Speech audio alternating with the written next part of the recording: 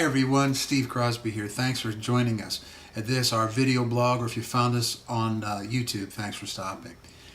There are trends that going in and out of the church at different times, different emphases that become pretty popular, pretty hot, pretty dicey. We get a lot of action, a lot of commentary in the social media world and in Christian thought and Christian circles. And there's a topic that's causing a lot of furor today that this blog is about. But I want to start with an analogy and lead you into it.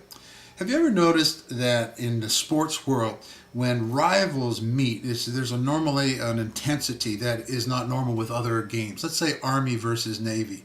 You know, an Army versus Navy game has a lot of emotion to it. And they just love pounding on each other on the football field. But it would be silly if when the pressure is on, if the Army and the Navy pounded on each other. When a common enemy is present, it doesn't make any sense to pound on each other. Otherwise, what's appropriate in one context is not necessarily appropriate in another context. If it's an Army-Navy football game, beat up on each other. And Army thinks it's the best, and Navy thinks it's the best, and Air Force thinks it's the best, and they brag about each other, and they think they're better than each other, and they joke with each other, and jostle each other, and preen for each other. But when it comes to the mission, it's inappropriate. There needs to be one focus against a common enemy. And it's very much the same thing in the church. And in this hour, there's a lot of debate about atonement theories, different theories of the atonement. Otherwise, what was accomplished when Jesus died for our sin? For centuries, one point of view has been dominant, and that's called the penal substitutionary atonement theory. If you don't study history, you'll never even know that there are other theories have existed for years. And so when one of the other theories comes around, it's viewed heretically. That's unfortunate. It's one thing to banter with each other, let's say around a coffee table, like brothers and sisters in the family of God, unpacking different facets of truth. Nobody has the whole truth. Not me, not you, no one. The whole truth is in the whole church.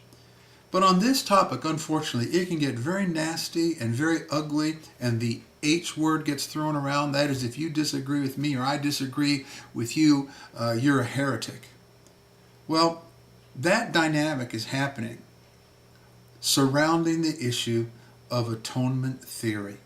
That is, if you don't believe in the literal penal, substitutionary, punitive theories of the atonement, that you're somehow not faithful to Christ and to the Scriptures. Well, that's just simply unfair. Truth, particularly on this topic and many other topics, is like a diamond. It has many facets. And what often happens in these debates, it's not about who is true and who's wrong and a passion for what's right and what's wrong, but it's about who gets to be the boss, who gets to be who's the most rightest, who has the superior point of view.